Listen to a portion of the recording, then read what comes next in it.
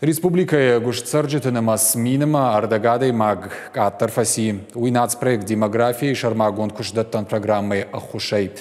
Уйтыхафе кушинко той санкции раштаг экономика и раштафар штата фадал оперативон штаба амбарды. Амыттай республикая хисавада шардар занайты бариш. Фадышанкотта сакоттаджа хисавада ахуш ахшчаккаю. Сарджитан қауыша профессионалын саттазинат фавалдар каннан фаг гананта даттындар фабаракотта занайты бариш. С начала года 695 человек приобрели новые профессии, прошли переподготовку, повысили свою квалификацию.